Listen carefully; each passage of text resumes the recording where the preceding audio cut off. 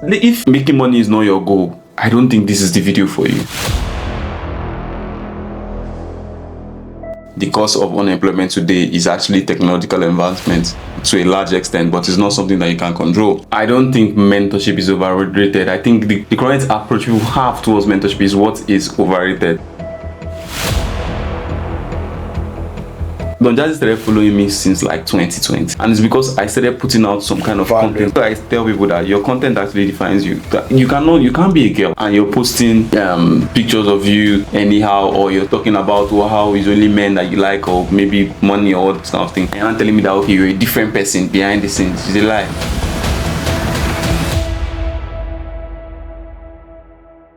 Hey guys, welcome to today's video. My name is Tammy, and in today's video I have with me my very good friend Akinlami Praise.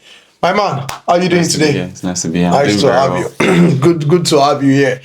So in today's video, we're going to be breaking down our journey, right? So we're currently here in Manchester shooting this video because a lot of people have been asking over social media, what's your journey like? And I just want us to walk you through how we've been able to go from like the very scratch to making millions and millions, multiple millions of naira over the years, and how you can also do the same, right? Using the internet and leveraging what you've got in your hands. So the very good place to start this would be with Praise, right? So Praise, I got to meet you in 2019 December, So right? you're talking like in 2020.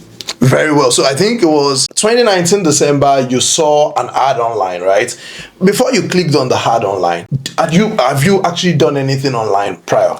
Yeah, so I used to be a full-time graphic designer. I used to work for a company. I think the company had 5 other portfolio companies under them, and I was like the chief designer. Oh, that your guy, that year. Yeah, so that's exactly where I started, and I was doing very well with design, but I understood how the trend was going in, and I knew that design basically was going to be really affected by technology, because I normally tell people that the cause of unemployment today is actually technological advancement to a large extent, but it's not something that you can control. And it's still going to continue like that. Exactly. So, since I knew all this stuff and I knew that, okay, a lot of jobs were going to be at risk, I understood that not all businesses can stand the test of time. Because if you want to start a business today, you have to think about it and say, okay, can you swear that in the next 10 years, this particular business is going to still exist and is going to still be profitable as it is, right? So I understood this. So that's the reason why I was already looking for other sources of income. And plus, design was not giving me the kind of money I wanted to make. Well, what kind of money did you want to make at that point? Okay, so I see myself as somebody that is, for the kind of wisdom I have, I understand that my wisdom should not go to waste. And if I'm going to apply my wisdom, it should be applied in an industry that can make me millions and millions, because you can be very smart, but if you're not applying your wisdom in an industry that can make you some kind of money, you'll never get to that particular level. You can be very smart, probably maybe in an industry that does not have the capacity to make you the kind of money that you feel. Sure. So that I just thought about it, and I'm like, okay, why don't I put this wisdom in a different industry and understand the market and make as much as I can. So you said you wanted to make more money, that's why you were looking out for opportunity. Yeah. We're at Old Trafford last night, right? And we're at this box, and I know that a seat at that box cost about £5,000 for one match. That's over 10 million naira. Were you thinking you wanted to make money like that, or what kind of money were you actually envisioning you wanted to make? All right, so it all starts with you having a mindset that okay, you want to make a lot of money. In fact, that's the reason why most of us go to school. Typically, whenever you start online or wherever in your typical education system, your parents basically, let's just start from your parents. I think that's a very good background. They'll tell you, okay, you go to school, read, and the end goal is always get a job. But what's behind the end goal is get a good paying job that can help you take care of your family. You make money. But if you think about it now, even getting a job currently, it's very hard. It's not as easy as it used to be back then with our parents. And they don't even pay as well anymore. And they don't pay as well anymore. And inflation is on the rise. Things are getting worse. So what a 100k salary could do 2 years ago, You can't do now. Never. You can't do now. So if you have a very good understanding of how economics works, you understand that, quote unquote, not every job is safe. All right, and not every job can give you the kind of security you want. Everybody wants to have a nice family. I won't say everybody though, but I know that most people want to have a nice family. Most people want to be able to take care of their family, want to take care of their friends, want to be able to live life. They want freedom. They want to be able to enjoy themselves. So not every job can give you the ability, yes, to do this. So, you know, for me, I studied religious studies at the University of Ibadan. So when we got to 200 level, whenever they asked us in class, oh, what do you think you would become? Everyone in my class would say, I can do anything, I can do anything. I had learned earlier that if you're studying a course where they tell you can do everything, then your future is very, very slim. So as it was at that point that I knew that I had to wake up and go and try out something else to make money. But for you, when I met you, were studying engineering, not even anyhow engineering, not those. You're studying civil engineering. So why didn't you pursue that, and what made you now decide to try out something else, despite our promise? You were on the first class when I met you as well. Yeah. So why would you leave all of that for online money? Okay, so if you think about it, this is how I see things when it comes to engineering. There was a particular day when during my IT, I was in a container. So, you know, if you're doing the site work, you guys stay in containers. And I met some of my colleagues and I told them that this job cannot make us rich, because most of us there were from just average families and really wanted it. Like, you know, you want people to, most parents will say they want to send their children to the best school so that they can be the best people. And of course, they also want their children to be successful. And most times, money is tied to success, or success is tied to money. Of course. So I told them that this job cannot really make us rich. And they were quite confused. And they were saying, we're studying the best course right now. After medicine, they said the next best thing is civil engineering. Civil engineering, specifically civil engineering. I used to go and check on Google top 10 or top 100 courses. I used to use that to satisfy myself every single time. I'm studying top 100 course. That particular day, I told them that they should check around for the first class graduates, because I was on the first class. They check around for the first class graduates. How much are they earning and how are they faring? You know, if making money is not your goal, I don't think this is the video for you. Actually, because I want to make a lot of money in such a way whereby my family is comfortable, not just me alone. Everyone around you actually feels the impact of yes, exactly. So if civil engineering is just your passion, you can even click away. There's no problem. But if making money from civil engineering is your goal, understand that civil engineering will not make money for you immediately after graduating. Now, why do I say so? Imagine you watching this video right now. You have a construction project that is going to run into billions of naira, for instance, and you are supposed to employ an engineer. Are you going to trust that project to an undergraduate? That's the first thing you have to ask yourself. So automatically, that's bias that you have, that you're not going to trust that project to that undergraduate, as they already reached the person the ability to earn that amount of money. So I understood the concept of time when it comes to chasing your career dreams. I knew that, okay, it might probably takes me 10 years to really get to the point in civil engineering where I'm going to make a lot of money. And I'm still on the path. In fact, the amount of money I make during these 10 years in my other businesses is going to aid me to be on a particular level that some of my mates that were doing nothing, or that were just probably maybe doing basic career entry level civil engineering exactly stuff. They might not get there, because when I have money, I can use my money to get connections. I can use it to build credibility, because people give a lot of money to people who already have a lot of money. Very true. So this is something I understood. So I told them that, guys, if you want to really be successful in this business, or you want to reach a particular level really fast, I think we have to do something else. And they laughed. All right? And they laughed. Why do you think they actually laughed at you? It's because of ignorance. That's just the thing. Because if you look at Sarah in the Bible as well, when they told her she was going to give birth at 90 or whatever, she laughed now, because she didn't think it was possible. Yeah, exactly. So, you a joke. Exactly. So imagine you studying medicine, and I come to tell you, studying medicine 15 years ago, and I come to tell you that in the next 15 years, you're going to struggle to get jobs. If you say that 15 years ago, everyone was going to look at you like a mad person. But look at how it is in the medical field right now, right?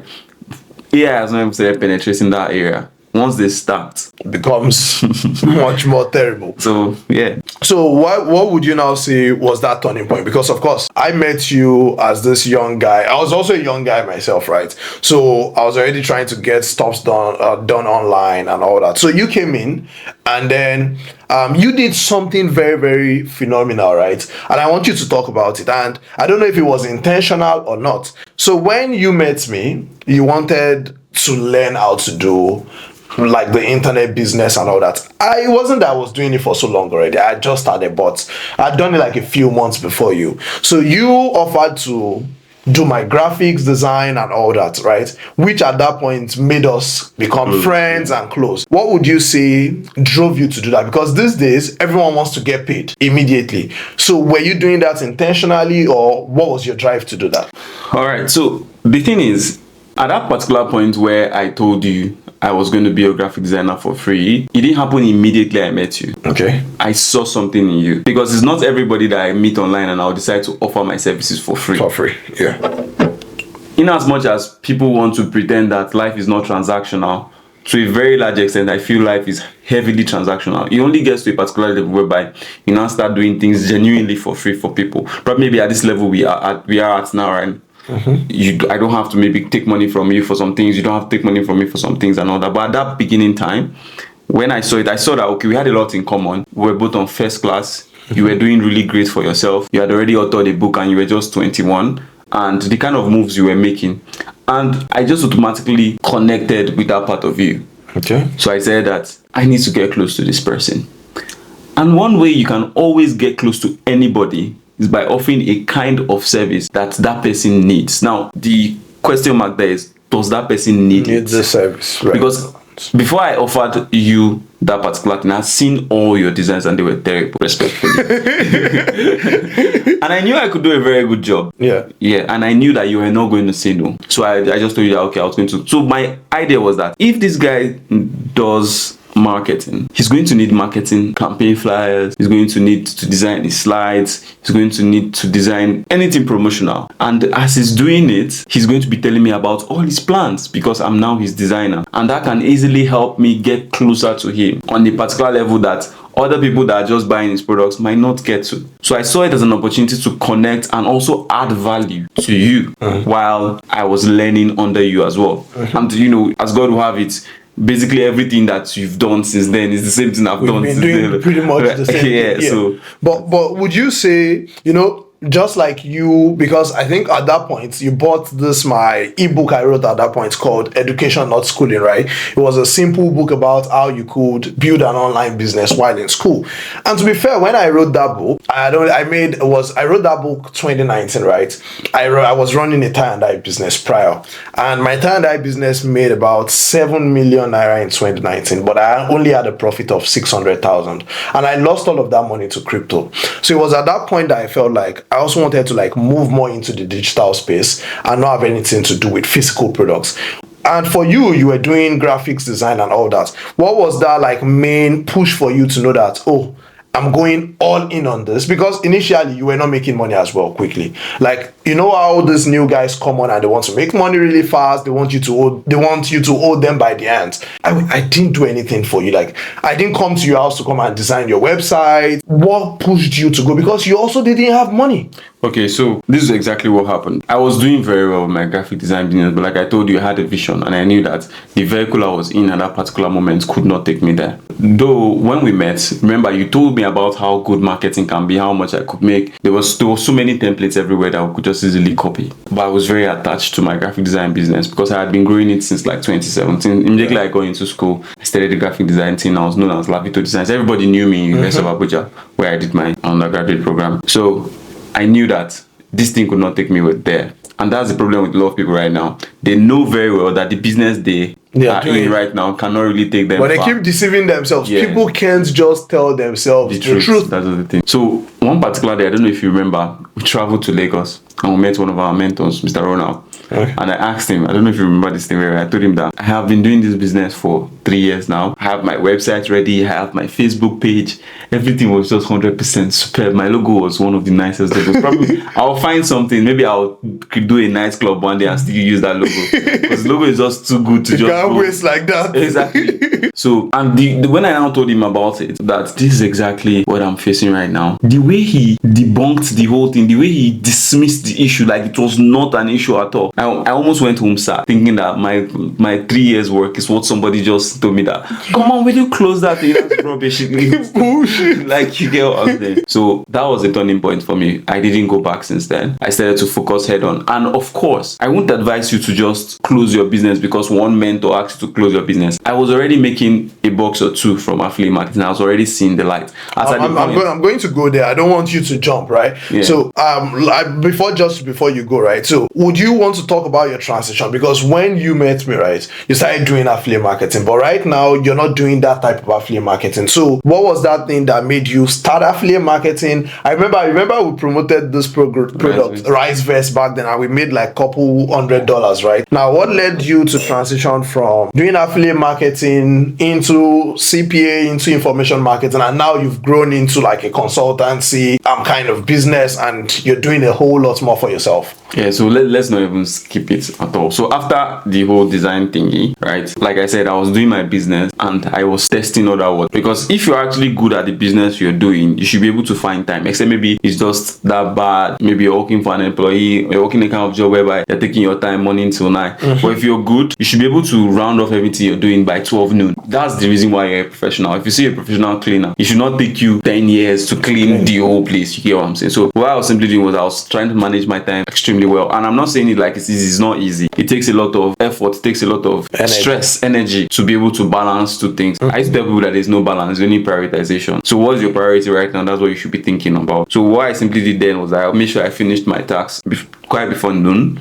Then I now tested the kind of business you were doing back then. Remember, we actually set goals for ourselves back then. Yeah. I think it was January 2020. Yeah. So we set goals for ourselves. I think your goal was to make 200K. Was it 150? So no, it was 200K, because I was making 100K from my tie and dye business. Yeah. So I wanted to make more, and if you could make me more, I was going to now stop the tie and dye business. well. Before COVID now hits, and then COVID kicked me out of business. Yeah, exactly. So your goal was, I think my goal was to make 100K at least every single month. And I was hitting that quite consistently with my graphic design business. But one particular week, when we promoted our RiseVest, we did like how many dollars back then? Almost, I think it was around $400. And that was like my whole earnings for like 6 months. And I was like, wow, what are we doing here? And you didn't do, like, it was not like we did anything spectacular. So once I saw the potential of what I could be making, then that now starts to beg the question of, am I actually doing the right thing? But have you now heard of cases where, a lot of people make, let's say, their first $1,000 online? Some people even make as much as $5,000, $10,000, but they just get to this point where they feel like, they start to pull back, right? And then they never make money online anymore. Did that ever, was it something that was almost going to happen to you as well? Never. So one thing I always attribute whatever I've done so far to is the fact that I was always around good people. I was always around people that were never going to say they want to relax. They're always going for more. The moment I say I want to relax, a friend of mine will just post a picture that he has just got a house in Lekki, 100 million. The other day, one of my friends called me, told me, just got an apartment, 4 terraces, 200 million. I was like, so you need to do more for yourself at every single point. You're not doing well, brother. You're not doing well. So I always have people around me pushing for themselves, not pushing for me. And then so I draw inspiration from them. That's the reason why I normally tell people that, okay, if I say cut off now, people are going out, so let me not say cut off. I just surround yourself with people who are doing well. You always see reasons to do better. That's the thing. One thing that a lot of people talk about a lot these days is the role of mentorship, right? Yesterday we were with our mentor, and even just this morning we're with him, and we discussed a lot of things, right? What would you say is the role of mentorship in growing? And don't you think mentorship is also overrated? Because you know how everyone is like, praise, be my mentor, be my mentor, be my mentor kind of thing, right? What would you say? How should people approach mentorship? So I don't think mentorship is overrated. I think think the current narrative towards mentorship, the current approach people have towards mentorship is what is overrated. An average person out there, when he hears mentorship, he's thinking that you're going to come to his house. You're going to open your laptop. So I used to see I saw one post some years back. They said, I can buy you a laptop, but I'll not help you and press it. Never. So mentorship is like the laptop. You have the responsibility to press that laptop by yourself. And most people, I think it's just basically how people sell and market these days that has made mentorship not what it's supposed to be. Because I remember back then when we started, when they say mentorship, they're not even adding you to any WhatsApp group. Like mentorship was this high level kind of thing. They're not even adding you to any WhatsApp group. Nobody's taking your calls. Nobody's coming every week to come and check on you or any of all those things. Probably maybe you say, okay, they didn't used to care, but of course it actually breeded really hardworking guys. People that it actually breeded people that were looking for solutions on their people own. That were thinking long term. Yeah. And another thing that I can say is that mentorship does not necessarily have to come from somebody at the top that you cannot reach. You can have a friend, and that your friend can be your mentor. Okay, look at me and you, for instance, now. For a very large amount of time, even up till now, I still tell people that you're my mentor buddy. I think you should have coined that word, mentor buddy. So, like, it doesn't have to be like that older person. Yeah, it doesn't have to be too far-fetched. I used to tell people that there's some mentors that I'm grateful for till today, and I'll never meet. Why? They are dead. At least, not meet them yet. So you get the point. Yeah. So mentorship is not necessarily, the person has to come on live, tell you this, tell you that. If you're really serious, and you have to understand that business is all about iteration, it's all about testing. Your mentorship is who he is today because he has tested so many different routes, and he's now teaching you the routes he feels is working for him. But understand that your conditions and your mentor's conditions are different. So different.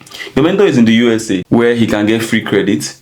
He can use a credit card and run Facebook ads for $3,000, $4,000, and if anything happens, you just tell the government doesn't have money, you sign bankruptcy and go. You're here, nobody's going to give you a credit card in Nigeria. So you have to understand that, okay, first you have to think about, should I quit my job? If I quit my job, how will I raise capital to use to put into this particular job? Do I have access to loans? If I have access to loans, how will I pay back the loan? What's kind of thing. So if I decide to mentor you today, there are so many reasons why my mentorship might not work for you, despite the fact that my system works. Because context is key in the grand scheme of things. Exactly. So if you're expecting mentorship from somebody, there's nothing wrong with trying to get closer to the person and all that. But trust me, many times than not, if you're not coming to that person with a result, the person is going to see you as a burden. And at the end of the day, I think one important thing also is that most times these mentors already have a life. Actually. So by the time you're going to them, it's not like they see you as someone that wants to come and make a difference for them per se.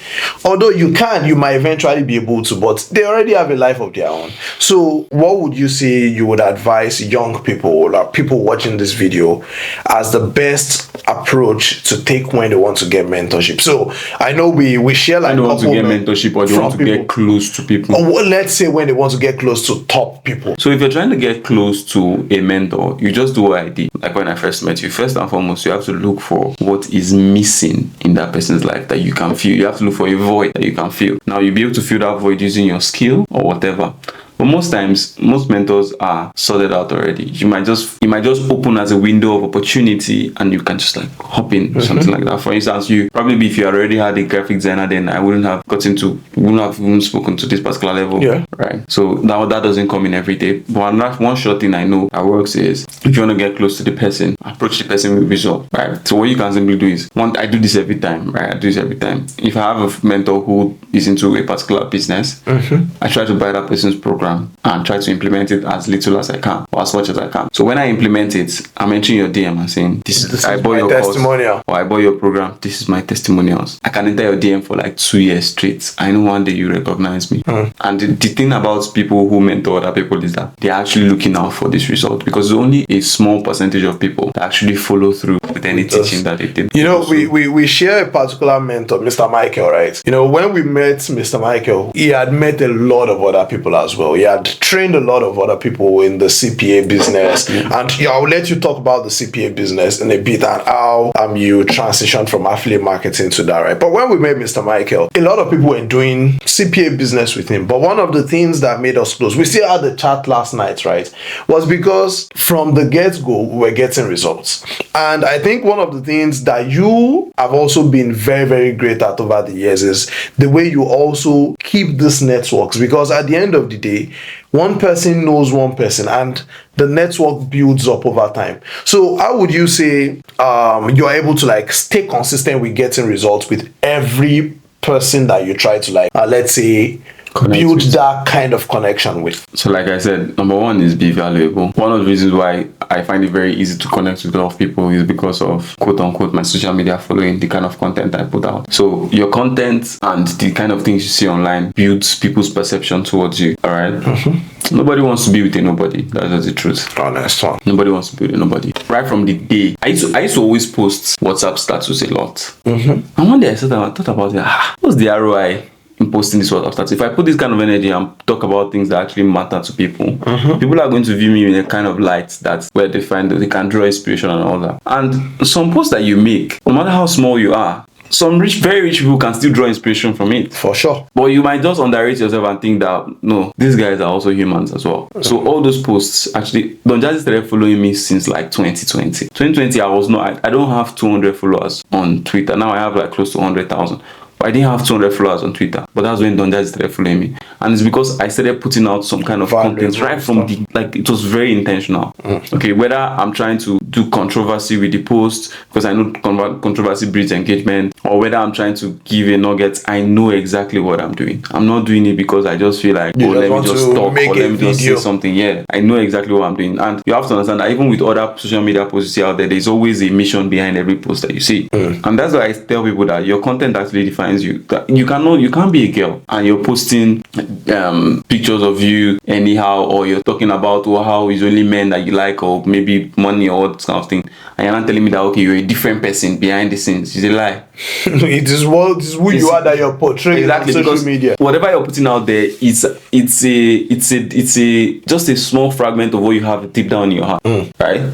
So if you're always putting out hate comments, you're probably a very terrible person. True. So you can't say, oh, you're just having it because you have a burner account or whatever. So one way you can always really stay relevant to most people, or appear more relevant to most people, is being valuable yourself. Being valuable yourself. So if you appear valuable to most people, and of course, you don't want to actually just appear valuable, so that when somebody now actually attempts to get value from you now see that you're empty. Because if you go and mess up, they are going to start telling everybody that, oh, probably this guy is not legit. And then your reputation now goes. So you have to be authentic, you have to be valuable. All right. And once you're valuable, you understand that people are going to automatically gravitate towards you. I call it attraction. People are going to automatically gravitate towards you. People are seeing everything. Everything. That your mentor that you think that he has not noticed you, as long as you guys are in the same niche and you're doing well for yourself, he's seen you somewhere. Like he's seeing you. He probably is not paying attention to you, but his subconscious is registering all those things. Yeah. Right. Then the day you now finally reach out, you know that this guy is actually already doing well for himself. Let me reply. Right. So that's one thing, you have to be valuable. Then the second one, like I said, you can just probably think of he puts up an ad saying he needs from maybe a new video editor. That's a video editor, for instance. You jump on the opportunity. So, after I met you, I eventually stopped my tie and dye business. That was around April 2020. After COVID hit now, everything was messed up. So we focused on affiliate marketing fully. And then we're doing affiliate marketing. Eventually we transitioned to doing CPA marketing, right? And CPA marketing was one of those things that has made us like a lot of money. Like, did I say one of those things? Like, it has actually made us a lot of money, right? So how would you say you were able to manage that transition? Because I know fully well, like, the money we were making from affiliate marketing and the money we started making from CPA were like far apart. How were you able to coordinate yourself to now like move into this new realm, and you've been able to manage it from there? Okay, so this question is quite deep, because when you say manage transition, like what exactly do you mean? Transition from where to where? Is it from affiliate marketing to CPA. So they might look alike, right? But at that point, at our affiliate marketing, we're doing mainly like Nigerian markets, we're making Naira. But at this point, you moved from that phase to now like earning dollars, we're doing the foreign market. So what was that transition like for you as a person? In my own case, it changed my view about a lot of things, right? And even till date, there are a lot of things that I never thought I would have been able to do. Let's say, for example, one of those things that CPA did for us was it made us start traveling. And traveling is one of the best things. Like right now, we're doing this in Manchester, right? So traveling is one of those best things. And if maybe we're just doing like the typical affiliate market, we might not have been able to move to that level. So how would you say you manage your transition and you've now been able to grow over the years? Well, it was easy for me. Like I said, I had amazing people around me. My mentor was able to sponsor my first trip out of the country. I never saw traveling as anything special. For traveling, I used to tell you every time that traveling or journeys are very stressful for me. But I like new destinations. I never knew I liked new destinations till I got to Dubai, my first time. It was an all-expense-paid trip in 2020. Yeah. So you never really know the benefits of some of all these things until you experience them. And thank God for our mentor, Mr. Michael. He sponsored my first ever trip to Dubai, and it just gives me a different reality because there are some dreams that you cannot dream if you don't know that they exist. Yeah, just before you continue, remember that our trip, right? That was the trip where we spent the most money in our lives. I feel like the money we spent on that trip actually made that shift for us. I want you to also talk about that. Well, I remember very clearly, we made a few couple millions because we started doing CPA, or I started doing CPA actively. You started earlier, actively in was it August or something? Yeah, it was August, around that August. particular year, and we were on that trip in December, so I probably made a couple In fact, million. we won the trip in October. Yes. Yeah. I actually made a couple millions before then, so I prepared myself, and I left. And that particular period, when we were in Dubai, we connected with this mentor in Dubai, and because we wanted to get close to him, now this and that nuggets for you. Because we wanted to get close to him, we said that we were going to stay in his hotel, and his hotel was extremely expensive. But we saw it as a long-term gain, to be honest. And of course, till today, I know so many connections that my mentor has been able to help me get just because I stayed with him. Then he was not even married then. He just had his fiancée. They were enjoying themselves in Dubai. Then my mentor went to Dubai. He was staying there. We went to join him. We're staying in his expensive hotel. We didn't mind because then, of course, we had some money to spare. We actually didn't have responsibility. And I think that's also another very, very key thing.